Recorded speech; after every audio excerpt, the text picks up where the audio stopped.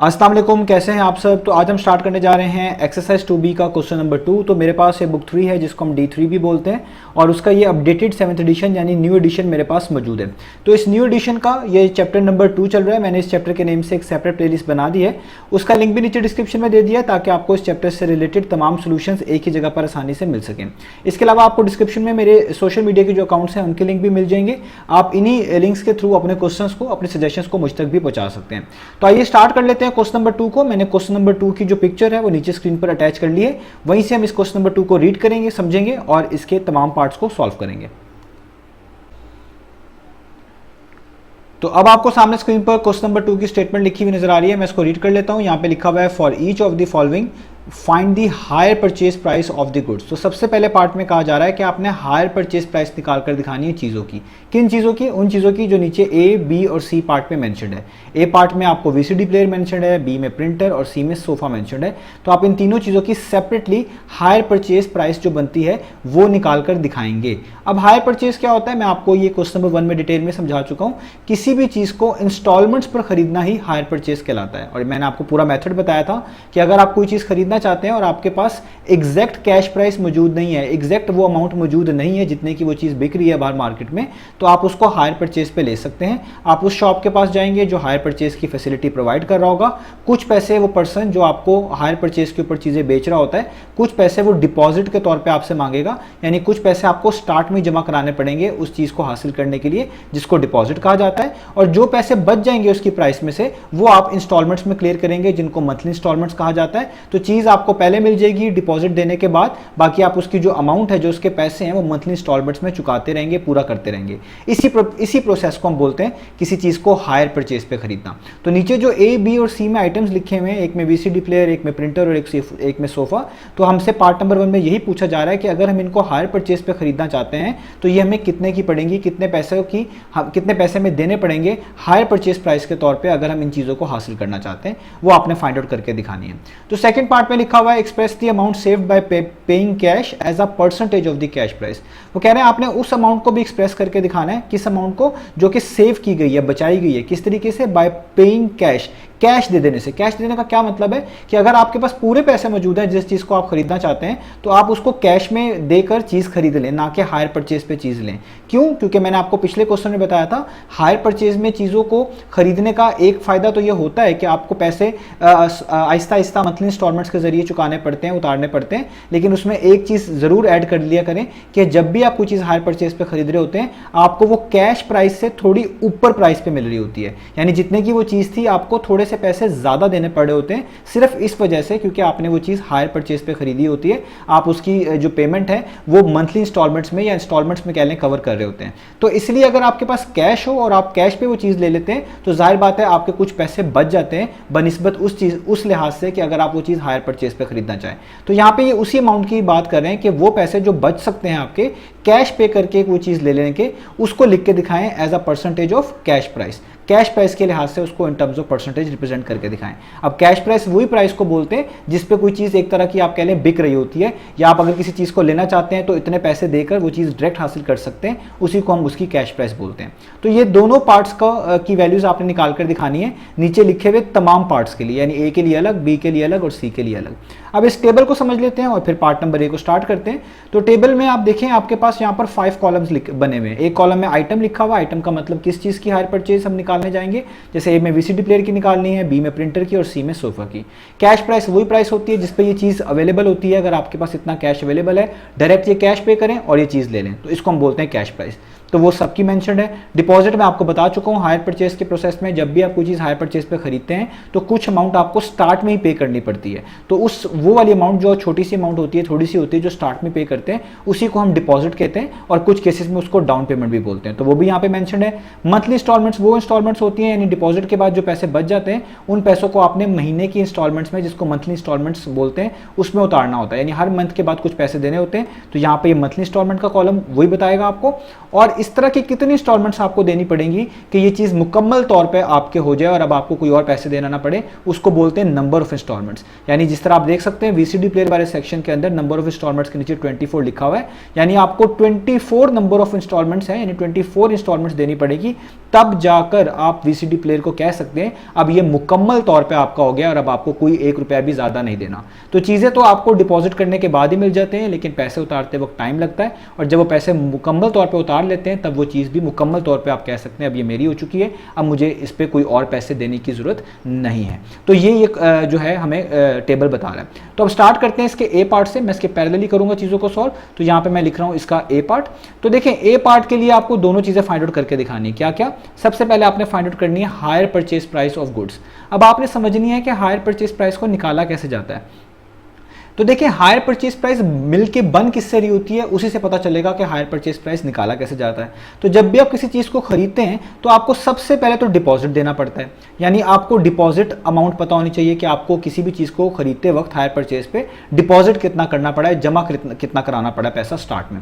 उसके बाद आप ज़ाहिर बात है जो बाकी पैसे होते हैं उसको मंथली इंस्टॉलमेंट्स में क्लियर कर रहे होते हैं, तो आपको मंथली इंस्टॉलमेंट्स में भी देखना पड़ता है कि आपने हर महीने कितने पैसे दिए हैं और टोटल कितनी बार आपने इस तरह की इंस्टॉलमेंट्स दिए हैं, ताकि आपको पता चल सके कि टोटल नंबर ऑफ इंस्टॉलमेंट्स के अंदर आप कितने पैसे उनको दे चुके हैं। तो जब आप डिपॉजिट वाली अमाउंट और टोटल मंथली इंस्टॉलमेंट्स वाली अमाउंट को ऐड कर देते हैं तो उसी को बोलते हैं कि अब ये वो प्राइस आ गई है जो कि कहलाती है हायर परचेज प्राइस, यानी ये वो प्राइस है जितने पे आपको ये चीज़ मिली है, आपने खरीदी है हायर परचेज के प्रोसेस के थ्रू।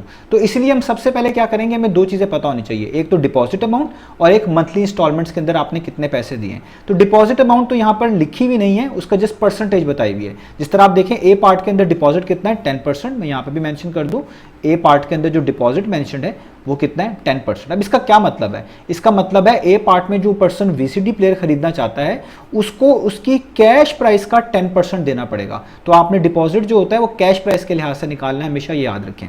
तो अगर यहाँ पे डिपॉजिट 10% लिखा हुआ है, इसका मतलब है जब आप वीसीडी प्लेयर लेना जाएंगे तो जो भी बंदा आपको ये हायर परचेज पे चीज़ बेच रहा होगा वो आपसे कहेगा कि मुझे 10% डिपॉजिट दें, यानी कैश प्राइस जो है, यानी कैश की कीमत के लिहाज से आप देखें, कैश होने की सूरत में देखें तो ये VCD player 20,000 PKR means Pakistani rupees का है, यानी 20,000 पाकिस्तानी रुपीस का है। तो इसका 10% आपको डिपॉजिट के तौर पे पहले जमा कराना पड़ेगा।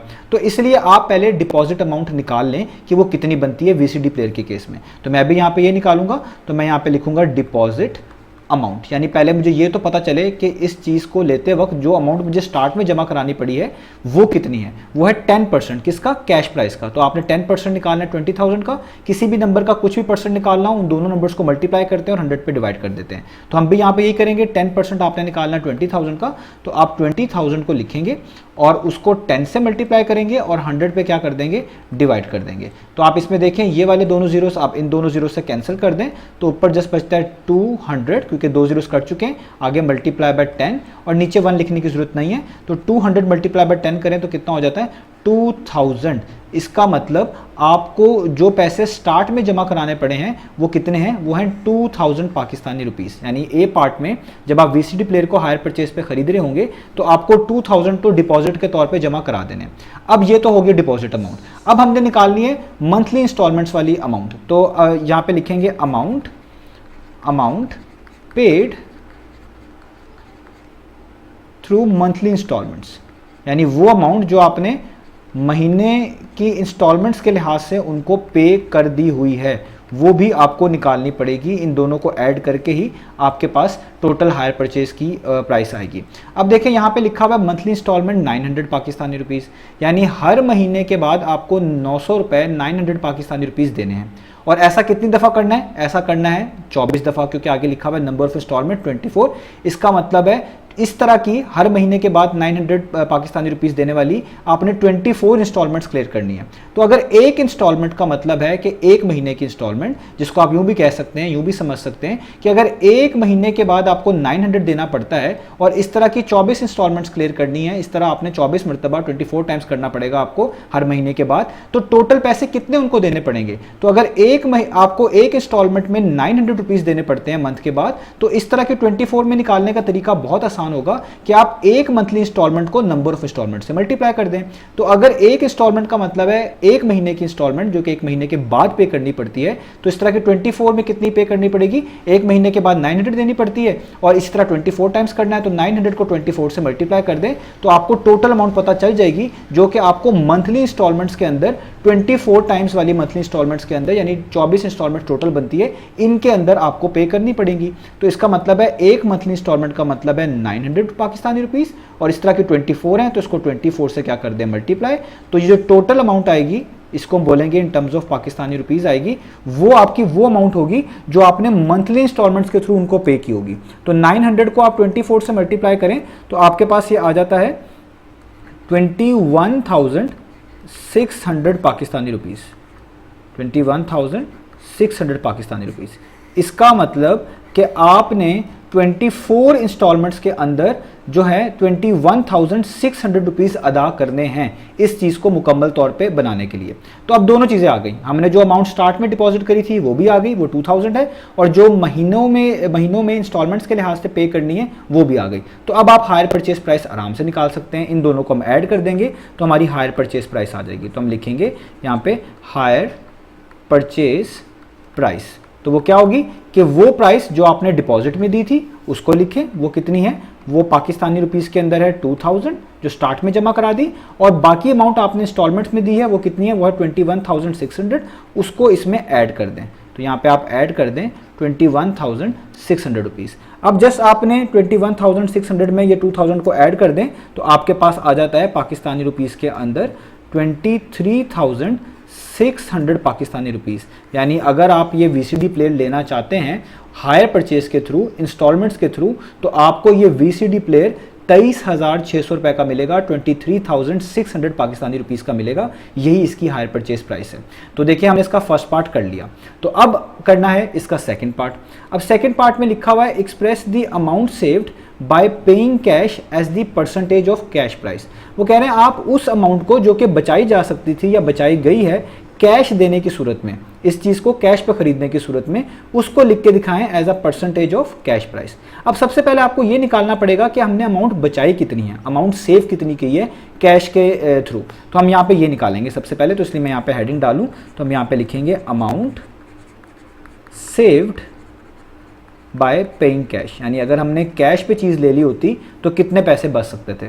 तो आप नोटिस करें हायर परचेज की प्राइस कितनी है, आपने हायर परचेज की प्राइस अभी निकाली है कि हायर परचेज पे लेते जो कि ली है फिर फॉर एग्जांपल, तो वो 23,600 रुपीज़ की बनती थी। सबसे पहले आपने इसको लिख लेना है 23,600 रुपीज़ की तो हायर परचेज पे ये मिलती, तो ये आपने लिख देना है, और इसके में से माइनस कर देना है वो प्राइस जितने जो कि इसकी कैश प्राइस थी, जितने पे ये कैश पे अवेलेबल थी। तो आप देख सकते हैं वीसीडी प्लेयर 20,000 की प्राइस के ऊपर कैश पे अवेलेबल था। अगर आपके पास 20,000 होते कैश के तौर पे तो आप डायरेक्ट ये 20,000 दे के ये वीसीडी प्लेयर हासिल कर सकते थे, लेकिन अगर आप हायर परचेज पे लेंगे तो जाहिर बात है वो 23,600 की पड़ेगी। तो अगर हम इस हायर परचेज की प्राइस में से 23,600 में से माइनस कर दें कैश प्राइस, कैश प्राइस कितनी है 20,000 रुपये, 20,000 रुपीज़, तो यहाँ पे लिखूंगा 20,000 रुपीज़। तो आपके पास जो प्राइस आती है वही वो अमाउंट है जो कि बचाई जा सकती थी। तो 23,600 में से 20,000 माइनस करूंगा तो आपके पास जस्ट आ जाएगा 3,600 रुपीज़। इसका मतलब आप 3,600 पाकिस्तानी रुपीज़ बचा सकते थे अगर आपके पास कैश अवेलेबल होता, तो आपको ये वीसीडी प्लेयर 20,000 का मिल जाता, लेकिन हायर परचेज पे लेने की सूरत में ये आपको 23,600 का मिला। तो ये हमने अमाउंट सेव तो निकाल ली। अब आपने इस अमाउंट को as a percentage of cash price represent करके दिखाना है, तो आपने इस अमाउंट को as a percentage of cash price लिख के दिखाना है। तो अब हम यहां पे लिखेंगे amount as a percentage of cash price. अब आपने इसी अमाउंट को as a percentage of cash price लिख के दिखाना है। तो जब भी आपने किसी भी अमाउंट को as a percentage of another amount, या कह लें हमारे केस में as a percentage of cash price लिख के दिखाना हो, तो जिस अमाउंट का स्टार्ट में जिक्र किया जाता है उसको सबसे पहले लिखते हैं। तो किस अमाउंट का स्टार्ट में जिक्र किया गया था क्वेश्चन में, express the amount saved, saved वाली अमाउंट का। तो सेव्ड वाली अमाउंट कितनी है, अभी ऊपर निकालिए 3,600। तो आप सबसे पहले इसको लिखेंगे, और जिसके लिहाज से आपने इसको एज अ परसेंटेज रिप्रेजेंट करना है वो कौन सी है, amount as a percentage of cash price, cash price उसको इसके नीचे लिखेंगे। कैश प्राइस कितनी थी 20,000, तो यहाँ पे लिखेंगे 20,000 इस तरीके से, ये मैंने लिख दिया, और हमेशा इसको मल्टीप्लाई कर दिया करेंगे 100% से। तो इस तरीके से आप किसी भी चीज़ को, किसी भी एक अमाउंट को किसी दूसरी अमाउंट के लिहाज से इन टर्म्स ऑफ परसेंटेज रिप्रेजेंट कर सकते हैं। तो यहाँ पे आप देखें ये दोनों जीरोस इस ऊपर वाले 2 जीरो से काट दें, और यहाँ पे ये 2 जीरोस अभी भी बच जाएंगे, इन 2 जीरोस को आप इन दोनों जीरो से काट दें, तो ऊपर जस्ट क्या बच जाएगा 36, नीचे जस्ट क्या बच जाएगा, सारे जीरो कट चुके हैं 2, और यहाँ पे परसेंटेज का साइन वैसे का वैसे ही, और यहाँ पे 1 लिखा हुआ है, इस 1 को लिखने की जरूरत नहीं है क्योंकि 1 किसी भी चीज़ से मल्टीप्लाई हो उसमें कोई फर्क नहीं डालता। तो यहाँ तक हो गया। फर्दर सॉल्व करें 2 1 टाइम्स, 2 18 टाइम्स, तो आपके पास आ गया 18 और परसेंटेज साइन वैसे ही। तो इसका मतलब अगर आप इस अमाउंट को जो कि सेव की गई है as a percentage of cash price लिखना चाहते हैं तो ये बनती है 18%। तो ये हमने इसका सेकंड पार्ट भी कर लिया। तो यहाँ पे हमारे ये दोनों पार्ट्स कंप्लीट हुए, यानी ए पार्ट पे हमने हायर परचेज प्राइस भी निकाल कर दिखा दी, और हमने उस अमाउंट को जो कि सेव की जा सकती थी as a percentage of cash price भी लिख के दिखा दिया। तो ये हमारे पास ए वाला पार्ट कंप्लीट हुआ। अब चलते हैं इसके नेक्स्ट पार्ट की तरफ। तो अब हम स्टार्ट कर लेते हैं पार्ट नंबर बी को। तो पार्ट नंबर बी के अंदर भी आपको ये दोनों पार्ट्स करने पड़ेंगे, यानी पहले पार्ट में आपने हायर परचेज निकाल कर दिखानी है उस गुड की जो कि बी में मेंशन्ड है, जो कि प्रिंटर है, अभी हम उस पर बात करेंगे। और सेकंड पार्ट में आपने एक्सप्रेस करके दिखाना है किसको, the amount saved by paying cash, उस अमाउंट को जो कि बचाई गई है बाय पेइंग कैश, कैश देकर as a percentage of cash price, उसी अमाउंट को आपने as a percentage of cash price represent करके दिखाना है। तो स्टार्ट कर लेते हैं। तो सबसे पहले हमने निकालनी है हायर परचेज प्राइस, किसकी, बी वाले पार्ट की। तो बी वाली पार्ट में आइटम के नीचे लिखा हुआ प्रिंटर, यानी हमारे पास इस केस में प्रिंटर है, यानी आपने पहले ये निकाल कर दिखाना है कि अगर प्रिंटर को हायर परचेज प्राइस पर खरीदा जाए तो ये कितने का मिलेगा, कितने का अवेलेबल होगा, कितने पैसे देने पड़ेंगे। तो हायर परचेज प्राइस निकालने का तरीका मैं आपको बता ही चुका हूं कि आपने डिपॉजिट अमाउंट को और मंथली इंस्टॉलमेंट वाली अमाउंट को ऐड कर देना होता है, तो जो टोटल अमाउंट आती है उसी को हम बोलते हैं हायर परचेज प्राइस। और मंथली इंस्टॉलमेंट वाली अमाउंट ये नहीं है कि जो यहाँ पे लिखी हुई है डायरेक्ट इसमें ऐड कर दें, नहीं, पहले मंथली इंस्टॉलमेंट्स कैलकुलेट करनी है कि कितनी मंथली इंस्टॉलमेंट्स हैं, एक महीने की कितनी हैं, तो सारे की मिलाकर कितनी बनेगी, उसको डिपॉजिट में ऐड करने से हायर परचेज प्राइस आएगी। तो सबसे पहले तो हमने ये देखना है कि इस प्रिंटर की डिपॉजिट अमाउंट कितनी है, यानी अगर आप इस प्रिंटर को हायर परचेज पे खरीदने जाएंगे तो कितने पैसे स्टार्ट में डिपॉजिट के तौर पे आपको जमा कराने पड़ेंगे। तो आप डिपॉजिट के नीचे देखें लिखा हुआ 15%, यानी अगर आप इस प्रिंटर को हायर परचेज पे खरीदना चाहते हैं तो आपको 15% जो है डिपॉजिट करवाने पड़ेंगे, देने पड़ेंगे पैसे हायर परचेज के प्रोसेस को स्टार्ट करते वक्त या हायर परचेज पर इस चीज़ को खरीदते वक्त। तो आपने पहले ये डिपॉजिट अमाउंट निकालनी है, तो इसलिए मैं यहाँ पे हेडिंग दूंगा डिपॉजिट अमाउंट, कि यानी वो अमाउंट जो इस प्रिंटर को अगर आप हायर परचेज पे लेना चाहते हैं आपको देनी पड़ेगी। तो यहाँ पे लिखा हुआ है डिपॉजिट के नीचे 15%, और मैं आपको भी पिछले पार्ट में बता चुका हूँ ये 15% का हमेशा मतलब हुआ करेगा 15% ऑफ कैश प्राइस। तो आपने क्या करना है, जितनी कैश प्राइस मेंशन्ड है उसका 15% निकाल लेना है, तो आपको वो अमाउंट पता चल जाएगी जो कि डिपॉजिट अमाउंट कहलाएगी। तो आपने 35,000 का 15% निकाल लेना है। अब किसी भी नंबर का कुछ भी परसेंट निकालना, उन दोनों को मल्टीप्लाई करके 100 पे डिवाइड कर देते हैं। तो हम भी यहाँ पे ऐसे करेंगे, 35,000 को मल्टीप्लाई करेंगे 15 से और किस पे डिवाइड कर देंगे, 100 पे डिवाइड कर देंगे। तो आप देख सकते हैं नीचे वाले दोनों जीरोस ऊपर वाले जीरो से कट सकते हैं, ऊपर जस्ट बच जाएगा 350 जीरोस कटने के बाद, और साथ बच जाएगा 15। नीचे वाले 1 को आपको लिखने की जरूरत नहीं है, जस्ट 350 मल्टीप्लाई बाय 15 काफ़ी है, और 350 को 15 से मल्टीप्लाई करें तो आपको डिपॉजिट अमाउंट पता चल जाएगी जो कि है 5,250 पाकिस्तानी रुपीज़। यानी अगर आप इस प्रिंटर को हायर परचेज प्राइस पे खरीदने जाएंगे तो आपको डिपॉजिट के तौर पे स्टार्ट में ही 5,250 पाकिस्तानी रुपीस जमा कराने पड़ेंगे। ठीक है, तो ये तो डिपॉजिट अमाउंट आ गई। अब हमने निकालनी है मंथली इंस्टॉलमेंट्स, तो हम यहाँ पे लिखेंगे, उसकी हेडिंग डालेंगे सबसे पहले कि amount paid through monthly installments, यानी वो अमाउंट जो आपको मंथली इंस्टॉलमेंट्स के थ्रू देनी पड़ेगी या आप देंगे, दोनों मतलब दोनों तरीकों से समझा जा सकता है। ठीक है, तो amount paid through monthly installments. ठीक है, तो मंथली इंस्टॉलमेंट्स, ठीक है। अब आपने ये कैसे निकालनी है, ठीक है, मैं इस ये मंथली के स्पेलिंग को मैं बेहतर बना लेता हूँ। तो मैंने ये मंथली के जो स्पेलिंग थे ये रॉन्ग थे, ये सही कर दिए। तो अब आपने ये निकालना है कि कितनी अमाउंट आपको देनी पड़ेगी मंथली इंस्टॉलमेंट्स के अंदर। अब आप देखें इसी के साथ ही लिखा हुआ है मंथली इंस्टॉलमेंट के कॉलम में 1800 पाकिस्तानी रुपीज़, या यूँ पढ़ लें 1800 पाकिस्तानी रुपीज़। इसका मतलब है हर महीने के बाद आपको 1800 पाकिस्तानी रुपीज़ इंस्टॉलमेंट के तौर पे देने होंगे। डिपॉजिट अमाउंट तो दे चुके हैं, इसके बाद जो अमाउंट बच गई है उसको आपने इंस्टॉलमेंट्स में जो पे करना है, उधर यहाँ पे यही बताया जा रहा है कि आपने हर महीने के बाद 1800 पाकिस्तानी रुपीज़ देने हैं। और ऐसा कितनी दफ़ा करना है वो नंबर ऑफ इंस्टॉलमेंट से पता चलेगा। ऐसे ही आपको 20 इंस्टॉलमेंट्स क्लियर करनी है, यानी हर महीने के बाद आपने 1800 पाकिस्तानी रुपीज़ देना है और इस तरह की 20 इंस्टॉलमेंट्स आपको देनी पड़ेंगी। तो अब आपने सबसे पहले यही निकालना है कि इन 20 इंस्टॉलमेंट्स को देने के बाद कितने पैसे हम एज अ इंस्टॉलमेंट इनको दे चुके होंगे या हमें देने पड़ेंगे। तो अगर एक इंस्टॉलमेंट का मतलब है 1800 पाकिस्तानी रुपीज़, तो इस तरह की 20 इंस्टॉलमेंट्स का मतलब कितना होगा, 1800 पाकिस्तानी रुपीज़ को 20 से मल्टीप्लाई कर दें तो आपको वो अमाउंट पता चल जाएगी जो इन 20 इंस्टॉलमेंट्स के अंदर आपको पे करना होगी। तो अगर एक मंथली इंस्टॉलमेंट 1800 पाकिस्तानी रुपीज़ की है तो 20 कितनी की होंगी, जस्ट 1800 पाकिस्तानी रुपीज़ को किससे मल्टीप्लाई कर दें, 20 से मल्टीप्लाई कर दें। तो मैं यहाँ पर बाहर PKR लिख रहा हूँ इन दोनों के, क्योंकि ये पाकिस्तानी रुपीज़ में अमाउंट आएगी। तो अब आपने क्या करना है, जस्ट 1800 रुपीज़ को 20 से मल्टीप्लाई कर दें तो आपके पास इसका आंसर आ जाएगा कि आपको टोटल 36,000 पाकिस्तानी रुपीज़ देने पड़ेंगे डिपॉजिट के अलावा मंथली इंस्टॉलमेंट्स के थ्रू। तो अब दोनों चीज़ें आ गई, डिपॉजिट अमाउंट भी पता चल गई और वो अमाउंट जो मंथली इंस्टॉलमेंट्स में देनी है वो भी पता चल गई। तो इन दोनों अमाउंट को ऐड कर दें तो वही हमारी कहलाती है हायर परचेज प्राइस। तो अब हम बड़े इजीली बता सकते हैं यहाँ पर कि हमारी हायर परचेज प्राइस कितनी होगी हमेशा। तो वो अमाउंट जो आपने डिपॉजिट करवाई थी सबसे पहले उसको लिखें, तो वो अमाउंट आपकी कितनी है वो ऊपर मेंशन्ड है 5250 पाकिस्तानी रुपीज़। उसमें ये मंथली इंस्टॉलमेंट्स वाली अमाउंट ऐड कर दिया करें तो वो हमारे पास कितनी है, वो है 36,000। अब इन दोनों को आप ऐड कर दें, यानी 36,000 में 5250 को ऐड कर दें तो आपके पास अमाउंट आ जाती है पाकिस्तानी रुपीज़ के अंदर 41,250 पाकिस्तानी रुपीज़। यानी अगर आप इस प्रिंटर को हायर परचेज पर ख़रीदना चाहते हैं या ख़रीदा है या ख़रीदेंगे तो आपको 41,250 पाकिस्तानी रुपीज़ देने पड़ेंगे या आपने दिए होंगे अगर आप इस प्रिंटर को हायर परचेज पे ख़रीद चुके हैं। तो ये इसकी हायर परचेज प्राइस थी जो हमने निकालनी थी।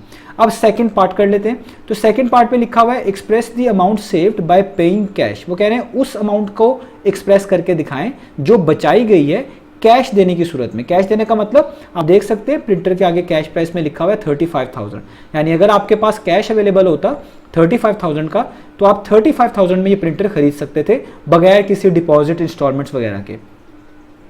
तो वो यही कह रहे हैं कि ये अमाउंट जो कि बचाई जा सकती थी पेइंग कैश, कैश देकर as a percentage of cash price, इसी अमाउंट को as a percentage of cash price लिख के दिखाएं।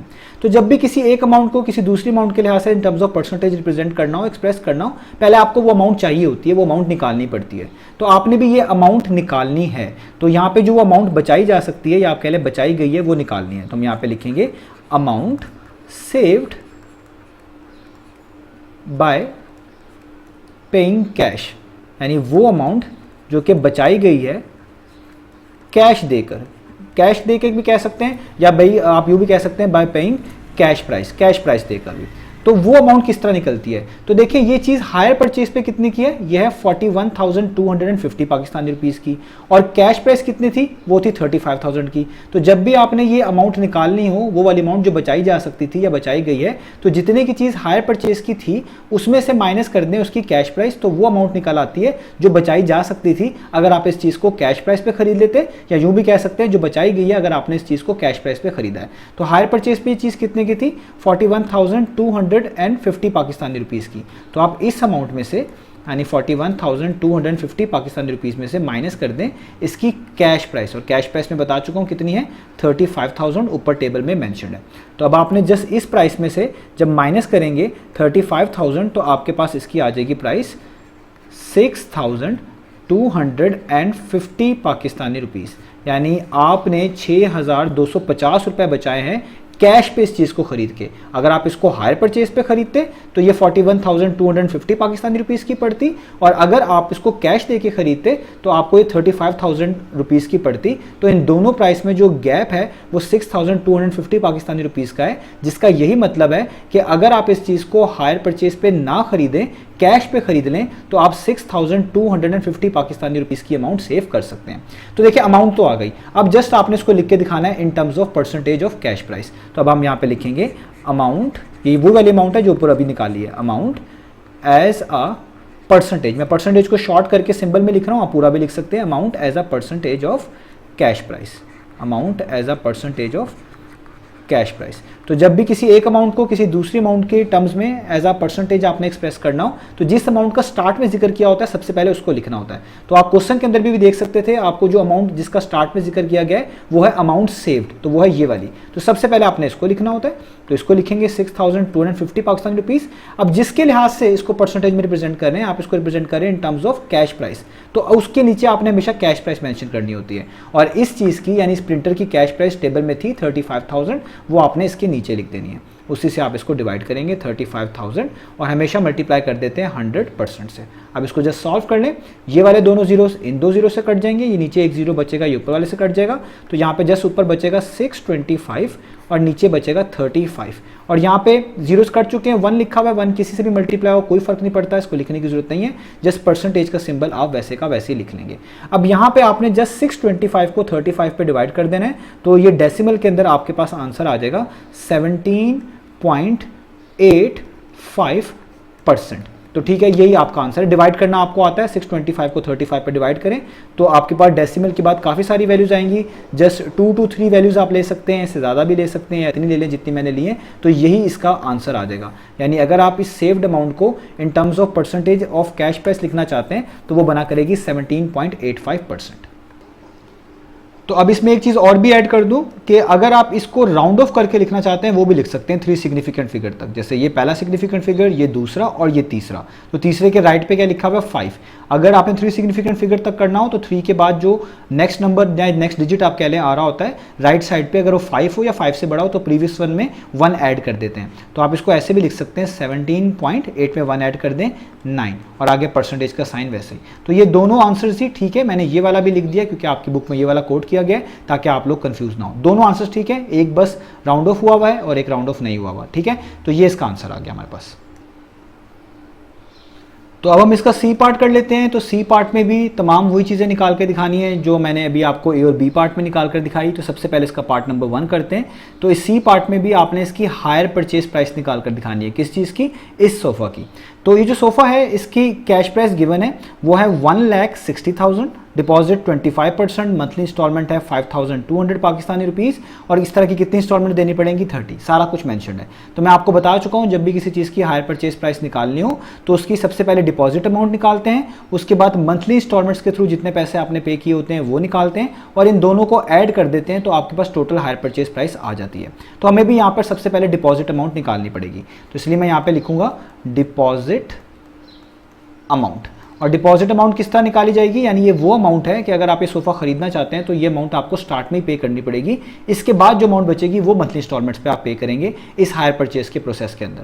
तो डिपॉजिट के नीचे लिखा हुआ 25%, यानी आपने 25% हमेशा निकालना होगा कैश प्राइस का। तो आपने इस कैश प्राइस का जो कि 1,60,000 मैंशन है इसका 25% निकालना है, वो अमाउंट आपको स्टार्ट में देनी पड़ेगी, उसी को डिपॉजिट अमाउंट बोलेंगे। तो आपको किसी भी नंबर का कुछ भी परसेंट निकालना हो वो आता है, उन दोनों नंबर्स को मल्टीप्लाई करते हैं और 100 पे डिवाइड कर देते हैं। यहाँ पे भी हम यही करेंगे कि 1,60,000 को 25 से मल्टीप्लाई करेंगे और किस पे डिवाइड कर देंगे 100 पे डिवाइड कर देंगे, तो ये इसका 25% आ जाएगा। तो ये दोनों जीरोस इन दोनों जीरो से कट जाएंगे, ऊपर बच जाएगा 1,600 या यूं भी कह सकते हैं 1,600 और ऊपर बचेगा 725। नीचे वाले 1 को लिखने की जरूरत नहीं है, अगर आप लिख लेते हैं तो भी ठीक है, ना लिखें तो भी ठीक है। तो जब आप 1,600 को 25 से मल्टीप्लाई करेंगे तो आपके पास आंसर आ जाएगा 40,000 पाकिस्तानी रुपीज़। यानी आपको अगर आप ये सोफ़ा ख़रीदना चाहते हैं 40,000 पाकिस्तानी रुपीज़ डिपॉजिट के तौर पे, डिपॉजिट अमाउंट के तौर पे सबसे पहले ही जमा कराने पड़ेंगे। इस पैसों के अलावा जो पैसे बच जाएंगे वो आपको मंथली इंस्टॉलमेंट्स पे देने पड़ेंगे। तो डिपॉजिट अमाउंट आ गई, अब वो अमाउंट जो कि मंथली इंस्टॉलमेंट्स के थ्रू देनी है वो भी निकाल लेते हैं। तो हम यहाँ पे लिखेंगे अमाउंट पेड, यानी वो अमाउंट जो देनी पड़ेगी या दी है through monthly installments, through monthly installments, through monthly installments. अब ये आपने समझनी है कि ये किस तरह हम निकालेंगे। तो देखें इसके आगे लिखा हुआ है 5200 पाकिस्तानी रुपीस मंथली इंस्टॉलमेंट के नीचे। इसका मतलब है कि आपको हर महीने के बाद 5200 पाकिस्तानी रुपीस देने हैं। और ऐसी कितनी इंस्टॉलमेंट्स क्लियर करनी है वो आगे लिखा हुआ है नंबर ऑफ इंस्टॉलमेंट्स में। इस तरह की 30 इंस्टॉलमेंट्स देनी है। तो अगर एक इंस्टॉलमेंट में इतने पैसे देने पड़ते हैं तो 30 इंस्टॉलमेंट्स में कितने देने पड़ेंगे? तो इस एक इंस्टॉलमेंट के अमाउंट को 30 से मल्टीप्लाई कर दें, आपको पता चल जाएगा कि 30 इंस्टॉलमेंट्स में आपको कितने पैसे देने पड़ेंगे या आपने कितने पैसे दिए हैं। दोनों तरीकों से समझा जा सकता है।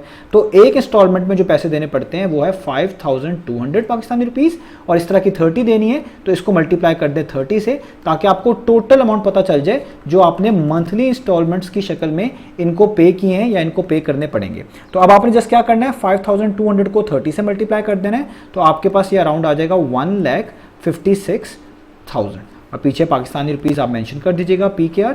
तो इसका मतलब ये वो अमाउंट है जो मंथली इंस्टॉलमेंट्स के थ्रू दी गई है। तो अब हायर परचेज प्राइस कितनी बनेगी? वो अमाउंट जो आपने इंस्टॉलमेंट्स में दी है और वो अमाउंट जो डिपॉजिट में दी थी, इनको ऐड कर दें, आपके पास आंसर आ जाएगा। तो हम यहाँ पे लिखेंगे कि हायर परचेज प्राइस क्या होगी, हायर परचेज प्राइस वो क्या होगी कि ये वाली अमाउंट जो आपने डिपॉजिट में पहले जमा कराई, सबसे पहले दी, यानी 40,000 रुपीज़, 40,000 रुपीज़, इसमें ऐड कर दें ये वाली अमाउंट जो आपने मंथली इंस्टॉलमेंट्स में दी। तो ये कितनी बनती है? ये बनती है 1,56,000। अब इन दोनों को जस्ट इन दोनों अमाउंट्स को आप प्लस कर दें, आपके पास इसका आंसर आ जाएगा। तो यानी आप कह लें आपके पास इसकी हायर परचेज प्राइस आ जाएगी। तो ये हायर परचेज प्राइस बन जाएगी 1,96,000। इसका मतलब अगर आपने ये सोफ़ा हायर परचेज पे ख़रीदा है या ख़रीदेंगे तो आपको 1,96,000 रुपीज़ देने पड़ेंगे। तो ये हमारे पास इसके पार्ट नंबर 1 का आंसर आ गया। अब सेकंड पार्ट कर लेते हैं। तो सेकंड पार्ट में लिखा हुआ है express the amount saved by paying cash as the percentage of cash price. वो कह रहे हैं वो अमाउंट जो बचाई गई है, सेव कर ली गई है, किस तरह बचाई गई है? कैश देकर, यानी आपने सोफे को कैश प्राइस पे ले लिया, 1,60,000 डायरेक्ट देकर, कैश देकर ले लिया। तो ये जो अमाउंट बचाई गई है आपने इसको लिख के दिखाना है एज अ परसेंटेज, एक्सप्रेस करके दिखाना है इन टर्म्स ऑफ परसेंटेज। किसके लिहाज से? कैश प्राइस के लिहाज से। तो पहले तो आपको ये अमाउंट जो कि बचाई गई है, अमाउंट सेव्ड, ये निकालनी पड़ेगी। तो हम यहीं पे लिखेंगे, हेडिंग डालेंगे amount saved by paying cash price, amount saved by paying cash price. यानी अगर आप ये चीज़ कैश प्राइस के ऊपर ही खरीद लेते तो कितने पैसे बच जाते बाय पेइंग कैश प्राइस। तो देखें ये चीज़ कैश पे कितने की अवेलेबल है, यहाँ पे लिखा हुआ है 1,60,000 कैश पे अवेलेबल है। यानी अगर आपके पास कैश है 1,60,000 दे, ये सोफ़ा आपका हो जाएगा, कोई डिपॉजिट नहीं, कोई मंथली इंस्टॉलमेंट्स नहीं देने। लेकिन आपने क्योंकि इसको हायर परचेज पे अगर खरीद रहे हैं तो फिर आपको 1,96,000 देने हैं। तो आपने वो अमाउंट किस तरह निकाली जाएगी जो कि बचाई जा सकती है? तो उसका तरीका हमेशा ये होगा कि जो चीज़ हायर परचेज पे खरीदी गई है उसकी हायर परचेज प्राइस को पहले मेंशन करें, वो अभी ऊपर निकालिए 1,96,000। तो इसमें से हमेशा माइनस कर दें उसी चीज़ की कैश प्राइस, और मैं आपको इस सोफे की कैश प्राइस बता चुका हूँ, वो 1,60,000 मेंशन है। तो मैं इसमें से माइनस कर दूंगा 1,60,000। तो ये मैंने माइनस कर दिया 1,60,000। अब जो अमाउंट आपके पास आएगी यही आपकी अमाउंट सेव कहलाएगी। तो यहाँ पे आप लिख देते हैं, आप इन दोनों वैल्यूज़ को जब माइनस करेंगे तो आपके पास अराउंड आ जाएगी 36,000। इसका मतलब अगर आप ये चीज़ कैश प्राइस पे खरीदेंगे या आपने खरीदी है तो आपने अपने 36,000 रुपीज़ बचा लिए हैं। और जो भी पर्सन इसको कैश पे खरीदेगा वो 36,000 रुपीज़ बचा लेगा, क्योंकि हायर परचेज पे ये 1,96,000 की अवेलेबल है। और अगर आप इसको जो है कैश पे खरीदते हैं तो ये आपको 36,000 रुपीज़ सस्ती मिलेगी, यानी 1,60,000 में मिलेगी। ये इसका मतलब है। तो ये तो आपने अमाउंट निकाल ली। अब इसी अमाउंट को in terms of percentage of cash price लिख के दिखाना है। तो हम यहाँ पे लिखेंगे अमाउंट, यानी ये वाली ही अमाउंट एज अ परसेंटेज, मैं परसेंटेज को शॉर्ट करके लिख रहा हूँ, as a percentage of cash price, cash price. तो जब भी किसी एक अमाउंट को किसी दूसरी अमाउंट के लिहाज से एक्सप्रेस करना हो एज अ परसेंटेज, तो जिस अमाउंट का स्टार्ट में जिक्र किया जाता है उसको पहले लिखना होता है। तो सबसे पहले अमाउंट सेव्ड का जिक्र है तो वो 36,000 है, सबसे पहले आपको ये लिखनी पड़ेगी 36,000। इसको हमेशा डिवाइड करना उस अमाउंट से जिसके लिहाज से एक्सप्रेस किया जा रहा है इसको इन टर्म्स ऑफ परसेंटेज, किसके लिहाज से एक्सप्रेस किया जा रहा है इन टर्म्स ऑफ कैश प्राइस। तो कैश प्राइस कितनी है इस सोफे की, वो ऊपर ही मेंशन थी 1,60,000 आपको नजर आ रही है। इसको डिवाइड करना है आपने 1,60,000 से, ये मैंने 1,60,000 से डिवाइड कर दिया, और हमेशा मल्टीप्लाई कर देना होता है 100% से, तो आपकी परसेंटेज आ जाया करेगी। तो आप देखें ये वाले तीनों जीरोस आप इन ऊपर वाले तीनों जीरो से कट कर लें, ये एक जीरो जो बचेगा इसको इधर एक से कट कर लें। तो यहाँ पे बच जाएगा ऊपर 36, नीचे बच जाएगा 16, और यहाँ पे बच गया 10 क्योंकि एक जीरो कट चुका है और साथ क्या आ गया परसेंटेज का साइन। तो यहाँ तक हमने इसको जो है सॉल्व कर लिया। अब ये 10 और 16 फर्दर कट आउट हो सकते हैं और ये 36 और ऊपर 16 लिखा हुआ है, ये भी इनको भी आप कैंसिल आउट कर सकते हैं, ये आपकी अपनी चॉइस है। तो मैं यूँ भी कर सकता हूँ कि 36 और 16 को कैंसिलेशन कर लूँ इनमें और 16 और 10 में कैंसिलेशन कर लूँ, ये भी हो सकता है। तो फॉर एग्जाम्पल मैं 16 और 10 में करता हूँ, तो आपको पता है 2 5 टाइम्स कितना होता है 10 और 2 8 टाइम्स कितना होता है 16। तो यहाँ पे क्या बच जाएगा 36, नीचे क्या बच जाएगा 8, यहाँ पे क्या बच जाएगा 5 और यहाँ पे परसेंटेज का साइन वैसा ही। अब 5 और 8 तो कैंसिल आउट नहीं हो सकते, आप 36 और 8 को कैंसिल आउट जरूर कर सकते हैं। किस तरह, ये दोनों 4 पर डिवाइड होते हैं, 4 2 टाइम्स 8, 4 9 टाइम्स 36, तो ऊपर कितना बच गया 9/2, यहाँ पे कितना बच गया 5 और 7 परसेंटेज का साइन वैसे का वैसे ही। अब 9/2 का क्या मतलब होता है, 9/2 का मतलब है 9 का हाफ कर दें। जब भी किसी चीज़ को डिवाइड करते हैं 2 से तो उसका मतलब होता है उसका हाफ कर दें। तो 9 डिवाइडेड बाई 2 करेंगे तो कितना आ जाएगा 4.5, 9 का हाफ 4.5 होता है और मल्टीप्लाई बाय 5 वैसे ही और 7 परसेंटेज का साइन वैसे ही। अब बहुत सिंपल है, आपको चीज़ें आती हैं, तो 4.5 को जस्ट 5 से मल्टीप्लाई करें तो आपके पास आ जाएगा 22.5 और आगे परसेंटेज का साइन वैसे ही। यानी अगर आप इस सेव्ड अमाउंट को in terms of cash price as a percentage represent करना चाहते हैं तो इसका आंसर बनता है 22.5%। यही हमने फाइंड आउट करके दिखाना था। तो उम्मीद है आपको तमाम पार्ट समझ आए होंगे। इंशाल्लाह नेक्स्ट वीडियो से मिलेंगे बाकी सॉल्यूशंस के साथ।